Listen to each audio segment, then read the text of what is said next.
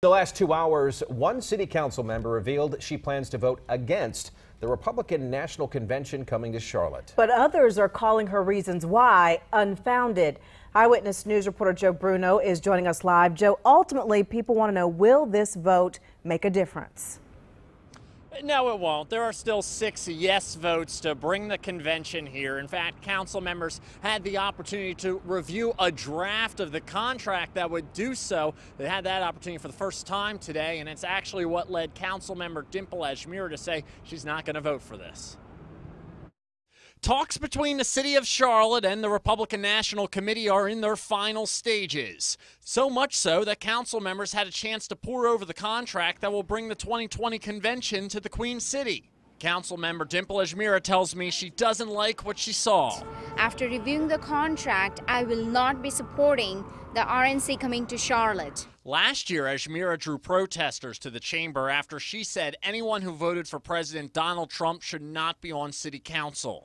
She claims her no vote has nothing to do with politics and is strictly about protecting the taxpayer. Taxpayers will be on the hook for potential liability, unknown risk, and exposure. Taxpayers, under no circumstances, are going to be on the hook to pay for a dime of this convention. Councilman Tark Bakari says Ajmera is wrong. He says attorneys went over the contract with both of them at the same time and that the attorneys assured her the public will not foot the bill. Bakari says the community doesn't need elected officials basing their position on false statements. You were on our air. You said no tax dollars will be used for the Republican National Convention. Does that statement hold true still today? That statement of no taxpayer dollars will be used for this convention holds true.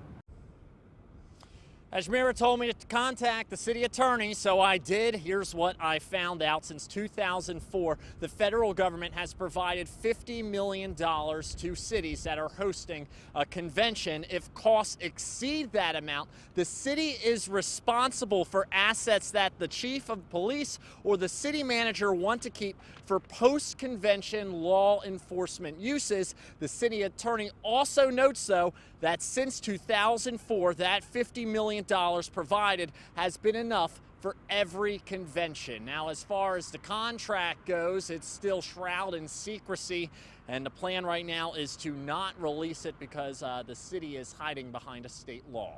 Reporting live outside the Government Center, I'm Joe Bruno, Channel 9 Eyewitness News. Joe, thank you. We also spoke to State Senator Jeff Tart. He thinks that hosting the RNC is overall a positive decision, and he also commends the city's Democratic mayor for supporting it.